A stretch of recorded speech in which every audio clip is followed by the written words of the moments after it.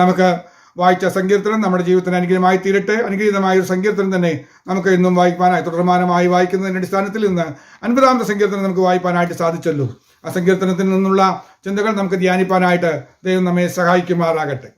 അധികം മുഖവര കൂടാതെ വേഗം സങ്കീർത്തനത്തിലേക്ക് പ്രവേശിക്കുകയും മറ്റു ശുശ്രൂഷകളിലേക്ക് കടക്കുവാനുമാണ് എന്ന് താല്പര്യപ്പെടുന്നത്. ദൈവം നമ്മെ സഹായിക്കുമാറാകട്ടെ. 50-ാമത്തെ സങ്കീർത്തനം ഒന്ന് രക്തചുരുക്കമായി ഒന്ന് പറയുകയാണെങ്കിൽ നമുക്ക് ഇങ്ങനെ പറയാനായിട്ട് സാധിക്കും. സൗന്ദര്യത്തിന്റെ പൂർണ്ണതയായ സിയോനിൽ നിന്ന് ദൈവം തന്റെ വെളിച്ചത്തിലേക്ക് ഈ ലോകജനതയെ മുഴുവൻ രാവും പകലും വിളിച്ചുകൊണ്ടിരിക്കുക. സൂര്യന്റെ ആരംഭം മുതൽ സൂര്യന്റെ ഉദയം മുതൽ അസ്തമയം വരെ വിളിച്ചുകൊണ്ടിരിക്കുകയാണ്.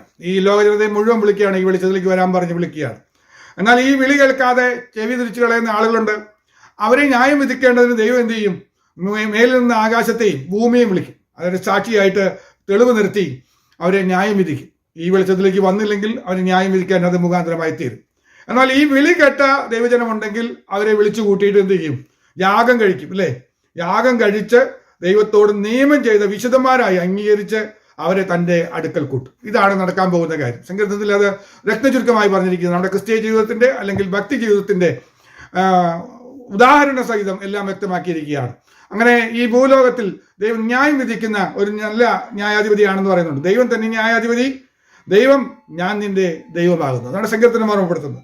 മറ്റൊരു കാര്യം പറയുന്നത്, ആട് കാള ഇവയൊന്നും ദൈവം ആഗ്രഹിക്കുന്നില്ല. കാരണം ദൈവം ആഗ്രഹിക്കുന്ന ഒരു കാര്യമുണ്ട്. ഹൃദയത്തിൽ നിന്റെ അന്തർഭാഗത്തു നിന്ന് ഉരുത്തിരിയുന്ന സ്തോത്രയാഗമാണ് ദൈവം വില കൽപ്പിക്കുന്നത്. അല്ലാതെ ഈ അസംഖ്യമായ മൃഗങ്ങളെല്ലാം ദൈവത്തിന്റെ തന്നെയാണ്. അത് നമ്മളെടുത്ത് അവന്റെ സന്നിധിയിൽ അർപ്പിക്കുന്നതിലല്ല ദൈവം കാണുന്നത്. അർപ്പിക്കാൻ വരുന്നയാളുടെ ഹൃദയം എങ്ങനെ ഇരിക്കുന്നു എന്നാണ് ദൈവം നോക്കുന്നത്. അങ്ങനെയാണെങ്കിൽ ആ ഹൃദയാന്തർഭാഗത്തു നിന്ന് ഒരു സ്തോത്രം പറഞ്ഞാൽ അത് സ്തോത്രയാഗമായി ദൈവം അംഗീകരിക്കുമെന്നാണ് ഇവിടെ പറഞ്ഞിരിക്കുന്നത്. അതിൽ നിന്ന് അതിന് ശേഷം പറയുന്ന ഭാഗങ്ങൾ 16 തൊട്ട് 22 വരെയുള്ള വാക്യങ്ങൾ വളരെ ഗൗരവമുള്ള വാക്യങ്ങളാണ്. ആ വാക്യങ്ങൾ ഞാൻ ഇങ്ങനെയാണ് ചിന്തിക്കാറ്. ദൈവദാസന്മാരെ കുറിച്ചുള്ള ദൈവിക ദൂതാണ് അവിടെ പറഞ്ഞിരിക്കുന്നത്. അവിടെ ദേവദാസന്മാരെ കുറിച്ചുള്ള ദൂതെന്ന് പറയാൻ കാരണം അവിടെ പറഞ്ഞ വാങ്ങൽ ദുഷ്ടനെന്ന് വിളിച്ചിട്ടാണ് പറയുന്നത്. അത് കേൾക്കുമ്പോൾ നമുക്കൊരു വിഷമം തോന്നും. എന്നാൽ ദുഷ്ടനോട് ദൈവം അരുളി ചെയ്യുന്നു എന്നാണ് പറയുന്നത്. എന്നാൽ അടുത്ത വാദ്യം വായിക്കുമ്പോൾ നമ്മൾ മനസ്സിലാക്കുന്നത് ഈ ദുഷ്ടനെന്ന് വിളിച്ചത് ആരെയാണെന്ന് മനസ്സിലാകുന്നുണ്ട്.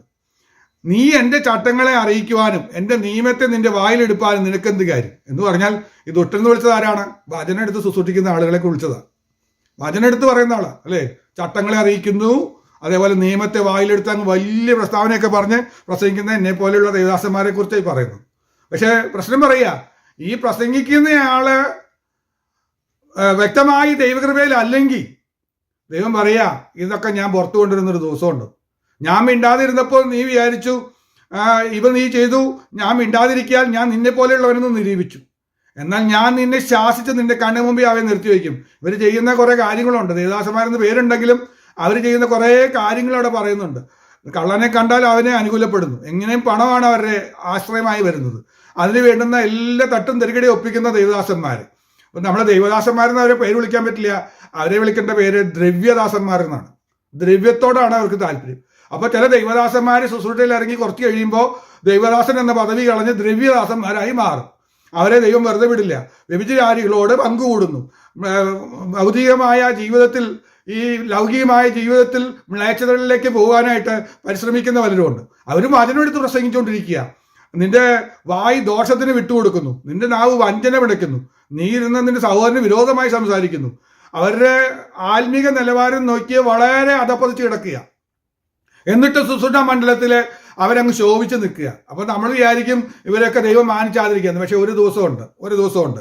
ആ ദിവസത്തെക്കുറിച്ച് പറയുകയാണ്, ദൈവത്തെ മറക്കുന്നവരെ, ദൈവത്തെ മറന്നാണ്, ദൈവത്തെ ഭയമില്ലാതെയാണ് ഇവർ ഈ ശുശ്രൂഷ ചെയ്യുന്നത് തോന്നുന്നുണ്ട്. നമ്മൾ കേൾക്കുന്നില്ലേ ചില പ്രവചനങ്ങളൊക്കെ കേൾക്കുമ്പോൾ ഇവരെ എങ്ങനെ ഈ ജനത്തെ വഞ്ചിക്കുന്ന വിധത്തിൽ അവരുടെ ഹൃദയത്തെ വെറുതെ മോഹങ്ങൾ കൊടുത്ത് പ്രസംഗിക്കുന്ന പ്രസംഗമൊക്കെ കേൾക്കുമ്പോൾ നമ്മൾ അറിയാതെ തോന്നും ഇവർക്ക് ഒരു മനസാക്ഷി കൂത്തൊന്നും ഇല്ലെന്ന് തോന്നാറുണ്ട്. ചെയ്യുന്ന എന്ത് വഞ്ചനയാണ്, ജനത്തെ വഞ്ചിക്കുകയാണെന്നുള്ള തോന്നൽ ഇവരെ ബാധിക്കുന്നില്ല എന്ന് തോന്നും. കാരണം വേറെ ഒന്നല്ല, ഇതൊന്നും തോന്നാത്തതിന് കാരണം അവർ ദൈവത്തെ മറന്നിരിക്കുക. ദൈവത്തെ മറക്കുന്നവരെ ഇത് ഓർത്തുകൊള്ളുവിൻ, അല്ലെങ്കിൽ ഞാൻ നിങ്ങളെ കീറിക്കളയും, ഇടിയിപ്പാൻ ആരും ഉണ്ടാകുകയില്ല. ഒരുപക്ഷെ ഇത്തരം ദ്രവ്യദാസന്മാരുടെയൊക്കെ അവസാനം വളരെ പരിതാപകരമായി തീരുമെന്നത് വളരെ ഗൗരവമായ വിഷയമാണ്. ഈ വചനം വായിക്കുമ്പോൾ ഞാനും എന്നെ തന്നെ വിനയപ്പെടുത്തിക്കൊണ്ട് ദൈവസന്നിധിയിൽ സമർപ്പിക്കുകയാണ്. കർത്താവേ, തിരുവചന പ്രകാരം തന്നെ ജീവിപ്പാനുള്ള കൃപ എന്നിൽ പകരണമേ എന്ന് പറഞ്ഞുകൊണ്ട് ഞാൻ ദൈവത്തോട് നിലവിളിക്കുകയാണ്. അതുകൊണ്ടാണ് വളരെ ഭയത്തോട് വേണം ഈ ശുശ്രൂഷ ചെയ്യുവാനായിട്ട് കഴിയുന്നത്. യാക്കോബിന്റെ ലേഖനത്തിൽ പറയുന്നുണ്ടല്ലോ, എല്ലാവർക്കും കയറി പ്രസംഗിക്കുകയൊക്കെ ചെയ്യാം. പക്ഷെ ഒരു പ്രശ്നമുണ്ട്, അധികം ശിക്ഷാവിധി വരുമെന്നറിഞ്ഞുകൊണ്ട് നിങ്ങൾ അനേകരെ ഈ പരിപാടിക്കൊന്നും ഇറങ്ങണ്ട എന്ന് തന്നെ പറഞ്ഞിട്ടുണ്ട്. അതുകൊണ്ട് വളരെ ശ്രദ്ധിക്കേണ്ട ഒരു ശുശ്രൂഷയാണെന്നുള്ള കാര്യം കൂടെ ഇതിനകത്ത് ഓർമ്മപ്പെടുത്തുകയാണ്. അപ്പോൾ ദൈവം ന്യായാധിപതി ആയിരിക്കുന്നത് കൊണ്ട് ദൈവത്തെ അംഗീകരിക്കാത്തവരെ മാത്രമല്ല ന്യായം വിധിക്കാൻ പോകുന്നത്. ദൈവത്തെ അംഗീകരിച്ച് കൃപയെ വന്നിട്ട് കൃപ വിട്ടുപോയവരെയും ഈ ശുശ്രൂഷയൊക്കെ പറഞ്ഞ് ഇവിടെ സ്ഥാനങ്ങളും മാനങ്ങളും അംഗീകാരങ്ങളും ഒക്കെ ലഭിച്ചു പോകുന്ന ദൈവദാസന്മാരെയും ദൈവം വെറുതെ വിടാൻ പോകുന്നില്ല. കാരണം ദൈവം നീതിയുള്ള ന്യായാധിപതി ആയതുകൊണ്ട് ന്യായം വിധിക്കുക തന്നെ ചെയ്യും എന്ന് കാണാനായിട്ട് കഴിയുന്നുണ്ട്. ഇന്ന് ഈ തിരുവചന സങ്കീർത്തനത്തിലെ നിന്ന് ധ്യാനിപ്പാനായിട്ട് ഞാൻ ആഗ്രഹിക്കുന്നത് പ്രധാനപ്പെട്ട വാക്യം, അതിൻ്റെ 14-ാം വാക്യം തന്നെ എടുത്ത് വായിക്കാനായിട്ട് താല്പര്യപ്പെടുക.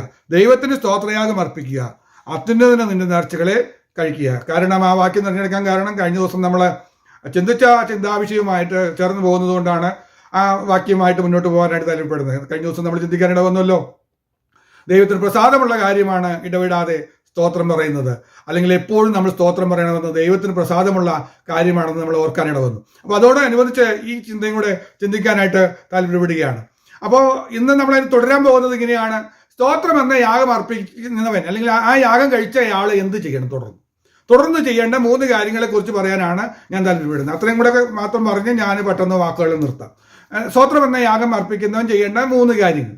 അതിൽ ഒന്നാമത്തെ കാര്യം ആ വാക്യത്തിൽ പറയുന്നുണ്ട്, അവന് ഈ സ്തോത്രം എന്ന യാഗം അർപ്പിച്ചവന്റെ ജീവിതത്തിൽ പിന്നീട് ചിലപ്പോൾ കഷ്ടകാലം വരും. അവിടെ പറഞ്ഞ അടുത്ത വാക്യം ഇതാണ്: കഷ്ടകാലത്ത് എന്നെ വിളിച്ചപേക്ഷിക്കുക. സ്തോത്രം എന്ന യാഗം അർപ്പിച്ചവൻ ചെയ്യേണ്ട കാര്യം, കഷ്ടകാലം വരുന്ന സമയത്ത് നീ വ്യസനിക്കേണ്ട കാര്യമില്ല. സ്തോത്രം എന്ന യാഗം അർപ്പിച്ചവനാണോ, എപ്പോഴും സ്തോത്രം പറയുന്നവനാണോ, കഷ്ടകാലം വരുമ്പോൾ നീ ഒന്ന് ദൈവത്തെ വിളിച്ചപേക്ഷിച്ചാൽ മതി. അപ്പൊ എന്താ ഗുണം എന്ന് പറഞ്ഞാൽ, ഞാൻ നിന്നെ വിടുവിക്കും. ആരെയെ വിടുവിക്കുന്ന അറിയോ? സ്തോത്രയാഗം കഴിച്ച് ജീവിതം നയിക്കുന്ന വ്യക്തി ജീവിതത്തിന് കഷ്ടത വന്നാൽ അവനൊന്നും നിലവിളിച്ചാൽ ദൈവം ഉടനടി വിടുവിക്കുകയും തുടർന്ന് അവന് ദൈവത്തെ സ്തോത്രം ചെയ്യാനായിട്ട് കഴിയും. നീ എന്നെ മഹത്വപ്പെടുത്തുകയും ചെയ്യും. കാരണം എന്താ? സ്തോത്രം പറഞ്ഞുകൊണ്ടിരിക്കുന്നവന്റെ ജീവിതത്തിൽ ബ്രേക്ക് വരുന്നില്ലെന്നർത്ഥം. കഷ്ടം വരുമ്പോൾ ഒരല്പം പ്രാർത്ഥനയ്ക്ക് സമയം അവൻ വേർതിരിക്കുന്നു, അവൻ പ്രാർത്ഥിക്കുന്നു. പ്രാർത്ഥന കഴിയുന്നതിന് പിന്നാലെ ദൈവത്തിന്റെ വിടുതൽ അവൻ പ്രാപിക്കുകയും വീണ്ടും അവൻ ദൈവത്തെ സ്തുതിക്കാനായിട്ട് കഴിയുകയും ചെയ്യും. അപ്പോൾ സ്തോത്രം എന്ന യാഗം അർപ്പിക്കുന്നവന്റെ ജീവിതത്തിൽ അടുത്ത ചെയ്യേണ്ടത് അവൻ പ്രാർത്ഥനാ ജീവിതം ക്രമീകരിച്ചു കൊണ്ടുവരികയാണ്. കഷ്ടകാലം അവന്റെ ജീവിതത്തിൽ വരാം, കഷ്ടകാലം ജീവിതത്തിലുണ്ട്. ഇത് ദൈവം നിയമിച്ചിട്ടുള്ളതാണ്. ഹല്ലേലൂയ. കഷ്ടത ഒരു വരമാണ്, അത് അവനിൽ ലഭിച്ചെന്ന് വരാം. പക്ഷേ ഈ കഷ്ടകാലത്തിൽ അവൻ കുഴഞ്ഞു പോകില്ല. അങ്ങനെ കുഴഞ്ഞു പോയാലാണ് അവന്റെ ബലം നഷ്ടമാകുന്നത്. ബലം നഷ്ടമാകാതിരിക്കാനായിട്ട് സ്തോത്രം പറയുന്നവന്റെ ബലം ഒരിക്കലും നഷ്ടപ്പെട്ടു പോകില്ല. അവൻ ബലത്തോടെ ഇരിക്കും, അവൻ ദീർഘായുസോടെ ഇരിക്കും, അവന്റെ ജീവിതത്തിൽ അനുഗ്രഹങ്ങളെല്ലാം പ്രാപിക്കാനായിട്ട് കഴിയും, യാതൊരു സംശയവുമില്ല. അതുകൊണ്ട് സ്തോത്രം എന്ന യാഗം അർപ്പിക്കുന്നവൻ അവന്റെ ജീവിതത്തിൽ വരുന്ന പ്രതിസന്ധികളുടെ മധ്യത്തിൽ ദൈവത്തെ ഒന്ന് വിളിച്ചപേക്ഷിച്ചാൽ മതി. അവനെ ദൈവം വിടുവിക്കുക. അല്ലെങ്കിൽ ആ കഷ്ടം അവന് ഭാരമായി വരികയില്ല. പകരം അവന് വീണ്ടും ഇരട്ടി ദൈവത്തെ സ്തുതിക്കാനായിട്ട് കഴിയും. കാരണം എന്താ അറിയോ? ദൈവത്തിന്റെ മഹത്വം അവൻ കാണുകയാണ്. മഹത്വം കാണുമ്പോൾ ആ മഹത്വത്തിന് തക്കതായ രീതിയിൽ ദൈവത്തിനെ സ്തുതിക്കാനായിട്ട് കഴിയും. ഇവിടെ നമുക്കറിയാലോ, സ്തോത്രം എന്ന യാഗം പറയുന്നതിന്റെ അർത്ഥം തന്നെ ഇവിടെ വ്യക്തമാക്കിയിട്ടുണ്ടല്ലോ. സ്തോത്രം എന്ന യാഗം അർപ്പിക്കുന്നവൻ എന്നെ മഹത്വപ്പെടുത്തുന്നു, ദൈവത്തെ മഹത്വപ്പെടുത്തിയാണ് ചെയ്യുന്നത് എന്ന് കാണാനായിട്ട് കഴിയും. ഇനി രണ്ടാമത്തെ കാര്യം പറയുകയാണ്, സ്തോത്രം എന്ന യാഗം അർപ്പിക്കുന്നവൻ ചെയ്യുന്നത് രണ്ടാമത്തെ കാര്യം. എൻ്റെ 23-ാമത്തെ വാക്യത്തിലാണ് അത് പറഞ്ഞത്. ആ വാക്യത്തിന്റെ ആദ്യത്തെ ഭാഗം നമ്മൾ പറഞ്ഞ 2-ാം ഭാഗത്തിലാണ്, തന്റെ നടപ്പിനെ ക്രമപ്പെടുത്തുന്നവന് ഞാൻ ദൈവത്തിന്റെ രക്ഷയെ കാണിക്കും. അപ്പോ രണ്ടാമത് സ്തോത്രം എന്ന യാഗം അർപ്പിക്കുന്നവൻ ചെയ്യേണ്ടത് എന്താണെന്ന് വെച്ചാൽ നടപ്പിനെ ക്രമപ്പെടുത്തണം. സ്തോത്രം പറഞ്ഞു, പക്ഷെ നടപ്പ് ക്രമം അല്ലെങ്കിൽ നേരത്തെ പറഞ്ഞ ന്യായാധിപതി ന്യായം വിധിക്കാൻ സാധ്യതയുണ്ട്. സ്തോത്രം പറഞ്ഞുകൊണ്ട് മാത്രമായില്ല, സ്തോത്രം പറയുന്ന വ്യക്തി ജീവിതങ്ങൾ, സ്തോത്രയാഗം അർപ്പിക്കുന്ന വ്യക്തി ജീവിതങ്ങൾ ശ്രദ്ധിക്കേണ്ട കാര്യം തന്റെ നടപ്പിനെ ഒന്ന് ക്രമീകരിക്കണം. തന്റെ നടപ്പിനെ ക്രമപ്പെടുത്തുമ്പോഴാണ് വിജയിക്കുന്നത്. എങ്ങനെയാണ് നടപ്പിനെ ക്രമപ്പെടുത്തുന്നത്? പോകുന്ന വഴിക്ക് പോയാൽ സംഗതി നടക്കില്ല. ശരിയായ രീതിയിലൂടെ നടക്കണം, ശരിയായ പാതയിലൂടെ നടക്കണം. അതായത് ഈ മിലിറ്ററിയിലും പോലീസിലും ഒക്കെ ചേരുന്ന ആളുകൾക്ക് അവരുടെ ഏറ്റവും പ്രധാനപ്പെട്ട കാര്യം ഒരു ട്രെയിനിങ് ആണ്. ആ ട്രെയിനിങ്ങിൽ നമ്മൾ ശ്രദ്ധിച്ചിട്ടുള്ളത്, ട്രെയിനിങ് കഴിഞ്ഞവർക്ക് അവർക്ക് നടത്തത്തിനൊരു ശൈലിയുണ്ട്. ലെഫ്റ്റ് റൈറ്റ് എന്ന് പറഞ്ഞുകൊണ്ട് ഒരു പ്രത്യേക ശൈലിയിലാണ് കാല് വയ്ക്കുകയും താഴ്ത്തുകയൊക്കെ ചെയ്യുന്നത്. അപ്പോൾ ആ ഓർഡർ അനുസരിച്ച് അവർ ക്രമപ്പെട്ട് നടക്കുമ്പോൾ നമ്മൾ കാണുമ്പോൾ ഇവർ പരിശീലനം കഴിഞ്ഞ ഉദ്യോഗസ്ഥരാണെന്ന് നമുക്ക് തിരിച്ചറിയാനായിട്ട് കഴിയുന്നു. ഇതുപോലെ ദൈവത്തിന്റെ പരിശീലന കളരിയിലേക്ക് പ്രവേശിച്ച് നടപ്പ് ഒന്ന് ക്രമപ്പെടുത്തണം. അത് എങ്ങനെ ക്രമപ്പെടുത്താം എന്നത് നമുക്കറിയാവുന്ന കാര്യമാണ്. സങ്കീർത്തനം 17 പറയുന്നുണ്ടല്ലോ. എന്താ പറയുന്നത്? 17-ന്റെ 5-ാമത്തെ വാക്യം ഇങ്ങനെ വായിക്കുന്നു. സങ്കീർത്തനം 17-ന്റെ 5, എന്റെ നടപ്പ് നിന്റെ ചുവടുകളിൽ തന്നെയായിരുന്നു, എന്റെ കാൽ വഴുതിയതുമില്ല. ഇതാണ് ക്രമപ്പെട്ട നടപ്പം. ഒരു വിശ്വാസിയുടെ നടപ്പ് ക്രമപ്പെട്ട് പോകണമെങ്കിൽ ഒറ്റ വഴിയുള്ളൂ, എൻ്റെ കാല് നിന്റെ ചുവടുകളിൽ തന്നെ. ദൈവത്തിന്റെ ചുവട് വെച്ചിട്ടുണ്ട്, ഒരു മാതൃക വെച്ചേച്ച് പോയിട്ടുണ്ട്. ആ മാതൃകയിലൂടെ തന്നെ ഇങ്ങനെ നടക്കണം. അങ്ങനെ നടക്കുമ്പോൾ ഒരു കാരണവശാലും കാല് വഴി പോവില്ല, തെറ്റിപ്പോവില്ല, അവൻ വീണു പോവില്ല. കൃപയിൽ നിന്ന് വീണു പോകാതെ നിലനിന്ന് പോകാനായിട്ട് കഴിയും. സ്തോത്രം പറയുന്ന വ്യക്തി ജീവിതങ്ങൾ, സ്തോത്രയാഗം അർപ്പിച്ചതിന് ശേഷം ശ്രദ്ധിക്കേണ്ട ഒരു കാര്യം, അവന്റെ നടപ്പ് ക്രമപ്പെട്ട് മുന്നോട്ട് പോകുന്നുണ്ടെന്ന് ആലോചിക്കണം. അങ്ങനെ നടന്നു പോകുമ്പോൾ ശ്രദ്ധിക്കേണ്ട കാര്യമുണ്ട്. ഈ കാഴ്ചയോട് പറ്റി നമ്മൾ നടക്കുകയാണെങ്കിൽ ശ്രദ്ധിക്കേണ്ട ഒരു കാര്യം ആ സങ്കീർത്തനത്തിൽ ഓർമ്മപ്പെടുത്തിയിട്ടുണ്ട്. നമുക്കറിയുന്ന കാര്യമാണ്, അകലം വിട്ട് നടക്കരുത്. ശത്രു വിഴുങ്ങാൻ വേണ്ടി നടക്കുന്നുണ്ട് അല്ലേ? അപ്പോൾ അവനോട് വളരെ ക്ലോസ് ആയിട്ട് വേണം നടക്കാൻ. അപ്പൊ ഈ ക്രമപ്പെട്ട നടപ്പിൽ ശ്രദ്ധിക്കേണ്ട രണ്ടാമത്തെ കാര്യം ഇതാണ്, അകലം വിട്ട് നടക്കരുത്, അവനോട് ചേർന്ന് നടക്കണം എന്ന് നമുക്ക് കാണാനായിട്ട് കഴിയുന്നു. ചേർന്ന് നടക്കുമ്പോഴാണ് വിജയിക്കാനായിട്ട് കഴിയുള്ളൂ. കർത്താവിന്റെ ഈ നടപ്പെന്ന് പറഞ്ഞാൽ നടത്തെന്ന് പറഞ്ഞു കഴിഞ്ഞാൽ, കർത്താവിന്റെ കാഴ്ചയോടി നടക്കുക പറഞ്ഞു കഴിഞ്ഞാൽ, നമ്മുടെ സ്റ്റാൻഡ് പോയിന്റുകളൊക്കെ കർത്താവിന്റെ സ്റ്റാൻഡ് പോയിന്റുകളായിരിക്കണം. എന്ന് പറഞ്ഞു കഴിഞ്ഞാൽ നമ്മുടെ നിലപാടുകളൊക്കെ കർത്താവിന്റെ നിലപാടുകളായിരിക്കണം. ഓരോ വിഷയത്തിന്റെ മധ്യത്തിൽ നമ്മൾ എടുക്കുന്ന നിലപാടുകൾ. ഇപ്പൊ നമ്മളോട് ഒരാൾ കോപിച്ചു, എന്ത് നിലപാടെടുക്കണം? കർത്താവ് എടുത്ത നിലപാടെടുക്കാൻ പറ്റുള്ളൂ. അവനോട് കോപിക്കാൻ പാടില്ല. അപ്പൊ അവൻ കോപിച്ചാലും സ്തോത്രം പറയാനുള്ള ഒരു മനസ്സ് വേണം. മനസ്സിൽ സ്തോത്രം പറഞ്ഞ് ആ കോപത്തെ ശമിപ്പിച്ചേ പറ്റൂ. അവന് വേണ്ടി പ്രാർത്ഥിക്കണം അല്ലേ? അവന് വിശക്കുന്നെങ്കിൽ തിന്മാൻ കൊടുക്കണം. ഇതാണ് കർത്താവിന്റെ സ്റ്റാൻഡ് പോയിന്റ്. അവിടേക്ക് നമ്മൾ കടന്നു വരണം. അപ്പോഴേ കർത്താവിന്റെ ചുവടുകളിൽ നടന്നു ആവുള്ളൂ. നമ്മുടെ നിലപാടുകൾ കർത്താവിന്റെ നിലപാടായി മാറണം. അപ്പൊ നമ്മൾക്ക് പോകുന്ന യാത്ര കറക്റ്റായിട്ട് വരും. ഏത് വിഷയത്തോടുള്ള ബന്ധത്തിൽ നമുക്ക് പല മോഹങ്ങളും നമ്മെ കീഴടക്കാറുണ്ട്. മോഹമെന്ന പാപമാണ് വലിയ പ്രതിസന്ധിയായിട്ട് നമ്മളെ കൊണ്ടുവന്നിരിക്കുന്നത്. ഈ മോഹങ്ങളാണ് ഗർഭം ധരിച്ച് പാപത്തെ പ്രസവിക്കുകയും ആ പാപം മരണത്തെ പ്രസവിക്കുകയും ഒക്കെ ചെയ്യുന്നതിന് കാരണം മറ്റൊന്നുമല്ല, ഈ മോഹങ്ങളാണ്. അപ്പൊ ഈ മോഹങ്ങളിൽ പെട്ടുപോയി നമ്മുടെ ജീവിതം നശിക്കാതിരിക്കണമെങ്കിൽ നമ്മൾ ചെയ്യേണ്ടത് ഓരോ വിഷയത്തിന്റെ മധ്യത്തിലും ദൈവത്തിന്റെ കാഴ്ചപ്പാടായിരിക്കും. ഒരു ഭവനത്തെക്കുറിച്ചുള്ള കാഴ്ചപ്പാട് കർത്താവിന്റെ കാഴ്ചപ്പാടായിരിക്കണം. കർത്താവിന്റെ കാഴ്ചപ്പാട് എന്താ അല്ലേ? കുറുനരികൾക്ക് അല്ലേ എല്ലാം ഉണ്ട്, മുയലുകൾക്ക് പാർപ്പിടമൊക്കെ ഉണ്ട്. പക്ഷെ മനുഷ്യ തുറന്ന തലയായിപ്പാൻ ഇടമില്ല. നമുക്ക് തലയായിപ്പാൻ ഇടം വേണം എന്നൊക്കെ പറഞ്ഞ് സ്വപ്നം കാണണ്ട. നമുക്ക് കിട്ടുന്ന വീടിനെ കുറിച്ചുള്ള സങ്കല്പത്തിലുള്ളൂ എനിക്ക് തലയായിക്കാനൊരിടം. അതാണ് കാഴ്ചപ്പാട്. എനിക്ക് ഇത്രയും വലിയ ബംഗ്ലാവ് വേണമെന്നോ ഇത്രയും മുറികൾ വേണമെന്നുള്ള കാഴ്ചപ്പാടൊന്നും ദൈവിക നിലപാടല്ല, അത് കർത്താവിന്റെ നിലപാടല്ല. തല ചായ്ക്കാൻ ഒരിടം എന്നാണ് വീടിനെ കുറിച്ചുള്ള കർത്താവിന്റെ കാഴ്ചപ്പാട്. പണത്തെ സമ്പാദനത്തെ കുറിച്ച് കർത്താവ് പറയുന്നത് എന്താ? നമുക്ക് ഈ ഭൂമിയിൽ നിക്ഷേപം വേണമെന്ന് പ്രതീക്ഷിക്കേണ്ട. പകരം കർത്താവ് പറയുന്ന കാര്യം ഇതാണ് അല്ലേ, നമ്മുടെ ആവശ്യങ്ങൾ ദൈവം നിറവേറ്റിത്തരും. പണം കൊണ്ട് നടക്കുന്ന ഒരു ശീലം കർത്താവിനുണ്ടായിരുന്നില്ല. ടാക്സ് കൊടുക്കുന്ന സമയത്തും വന്നപ്പോൾ കയ്യിൽ പണം ഉണ്ടായിരുന്നില്ല. ദൈവം കരുതുന്ന ദൈവം തന്നെയാണ്. ഒത്തിരി സമ്പാദിച്ചു വെക്കണം എന്നുള്ള ചിന്ത നമുക്ക് വേണ്ട. അത്തരം മോഹങ്ങളൊക്കെ ഒഴിവാക്കണം. അപ്പൊ നമ്മുടെ നിലപാട് എപ്പോഴും കർത്താവിന്റെ നിലപാടനുസരിച്ച് ഓരോ ചിന്താഗതികളിലും നമ്മൾ കൊണ്ടുവരികയാണെങ്കിൽ നമ്മുടെ നടപ്പ് കറക്റ്റായിട്ട് വരും. അതാണ് രണ്ടാമത്തെ കാര്യം. മൂന്നാമത്തെ ഒരു കാര്യം സങ്കീർത്തനം വിട്ട് ഞാൻ പറയാൻ താല്പര്യപ്പെടുകയാണ്. അത് മറ്റൊന്നുമല്ല, മത്തായിയുടെ സുവിശേഷം 26-ാമത്തെ അധ്യായം 30-ാമത്തെ വാക്യം കൂടെ വായിച്ച് ഞാൻ പെട്ടെന്ന് നിർത്താം. മത്തായിയുടെ സുവിശേഷം 26-ന്റെ 30-ാമത്തെ വാക്യം. ആ വാക്യത്തിൽ ഇങ്ങനെയാണ് പറയുന്നത്, പിന്നെ അവർ സ്തോത്രം പാടിയ ശേഷം ഒലിവ് മലയ്ക്ക് പുറപ്പെട്ടു പോയി. അത് കർത്താവ് ചെയ്ത കാര്യം പറയുന്നത്. അവിടെ കർത്താവിന്റെ തിരുമേശയുടെ കാര്യങ്ങളെല്ലാം ക്രമീകരിച്ച് അത് നടപ്പാക്കി അത് അവർക്ക് ഏൽപ്പിച്ചു കൊടുത്തതിന് ശേഷം, ആ ശുശ്രൂഷ അവരെ വരവേൽപ്പിച്ചതിന് ശേഷം കർത്താവ് ചെയ്ത കാര്യമാണ് സ്തോത്രം പാടിയതിന് ശേഷം ഒലിവിലേക്ക് പോയി. സ്തോത്രം പാടിയവർ ചെയ്യേണ്ട, അല്ലെങ്കിൽ സ്തോത്രയാഗം അർപ്പിക്കുന്നവർ ചെയ്യേണ്ട മൂന്നാമത്തെ കാര്യം ഞാനിങ്ങനെ ഓർമ്മപ്പെടുത്തുന്നത് ഇങ്ങനെയാണ്, ഒലിവ് മലയ്ക്ക് പോയി എന്ന് പറഞ്ഞാൽ എൻ്റെ അർത്ഥം എന്ന് അറിയോ? ഒരു ആത്മീകമായ ഉയരങ്ങളിലേക്ക് അവർ മുന്നോട്ട് പോകണം. താഴെ നിന്നാൽ പറ്റില്ല. ആത്മീകമായ ഉയരങ്ങളിലേക്ക് കയറുവാനായിട്ടുള്ള ഒരു പരിശ്രമം വേണം. ഒലിവ് മലയിൽ ചെന്ന് കഴിഞ്ഞാൽ നമുക്ക് കാണാനായിട്ട് കഴിയുന്നത് അവിടെ ദൈവത്തിന്റെ വചനം കിട്ടുന്ന സ്ഥലമാണ് അല്ലേ? ആ വചനത്തെ കുറിച്ച് പറയുമ്പോൾ ദൈവിക വെളിപ്പാടുകൾ പ്രാപിക്കുന്ന ഇടമാണ്, ഭാവി പ്രവചനങ്ങൾ ലഭിക്കുന്ന ഇടമാണ് ഈ ഒലിവുമല. ഹല്ലേലൂയ. ഒലിവുമല പ്രഭാഷണമൊക്കെ വളരെ പ്രസിദ്ധമാണ്. അങ്ങനെ വെച്ച് ധ്യാനിക്കേണ്ടതാണ്. ഞാൻ അതിന് സമയമില്ലാത്തതുകൊണ്ട്, ഈ സമയം അതിന് പറ്റിയതല്ലാത്തതുകൊണ്ട് ഞാൻ വിടുകയാണ്. എന്നാലും ഓർക്കുക, നമ്മുടെ ആത്മീയ ജീവിതം മുന്നോട്ട് കൊണ്ടുപോകണം. സ്തോത്രമെന്ന യാഗം അർപ്പിച്ച് അവിടെ നിൽക്കരുത്.